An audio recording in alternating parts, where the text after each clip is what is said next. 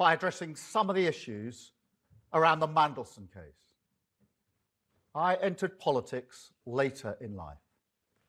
I did so after a career in the criminal justice system, including as Director of Public Prosecutions. I entered politics not for personal gain, not for status, and not to live a life detached from the reality that most people face. I entered politics because I wanted to change our country for the better, to make it fairer, safer, more secure. And I still believe that most people who serve in public life, whether as civil servants or elected politicians, do so for the same reason, because they believe in service, because they believe in duty, because they believe in the public good. But that is not why some people do it. And that is not why Mandelson did it. And that sense of duty only matters if the standards of public life are upheld. And in recent days, serious allegations and serious evidence has emerged concerning Mandelson's conduct, including his relationship with Epstein, a convicted sex offender. It had been publicly known for some time that Mandelson knew Epstein, but none of us knew the depth and the darkness of that relationship. What has come to light has raised serious questions. Information that was not known at the time of his appointment. Before he was appointed ambassador, Mandelson was asked directly about the nature of his relationship with Epstein. He was asked whether he had stayed at Epstein after his conviction. And when, later, further information came to light, he was asked whether he had accepted gifts and hospitality, about whether he had been fully transparent about the relationship.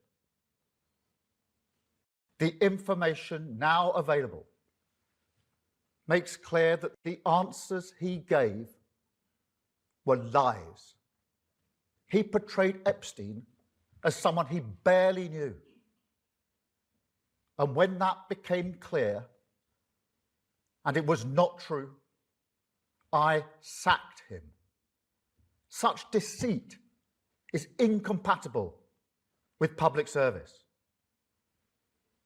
Let me be clear, no one is above accountability.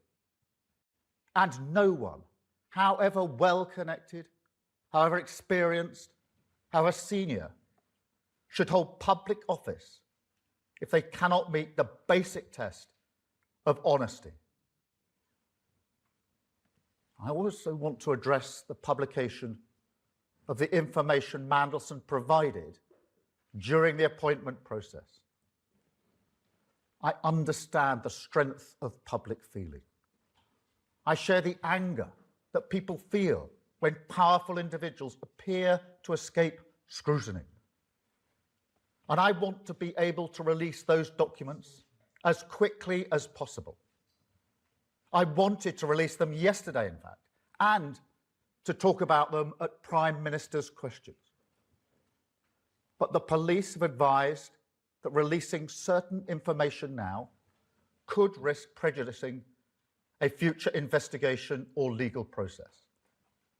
And however frustrating from my personal point of view that is, and it is, I will not take any step, however politically tempting, however popular, that risks justice for victims.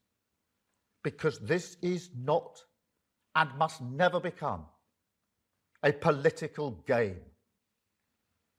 The victims of Epstein have lived with trauma that most of us can barely comprehend. And they've had to relive it again and again. They have seen accountability delayed and too often denied. To them, I want to say this. I am sorry. Sorry for what was done to you. Sorry that so many people with power failed you. Sorry for having believed Mandelson's lies and appointed him. And sorry that even now you're forced to watch this story unfold in public once again. But I also want to say this. In this country, we will not look away. We will not shrug our shoulders. And we will not allow the powerful to treat justice as optional. We will pursue the truth. We will uphold the integrity of public life. And we will do everything within our power and in the interests of justice to ensure accountability is delivered. That is what the public expects. That is what the victims deserve. And it is what I will do. Jelajahi cara baru mendapatkan informasi. Download MetroTV Extend sekarang.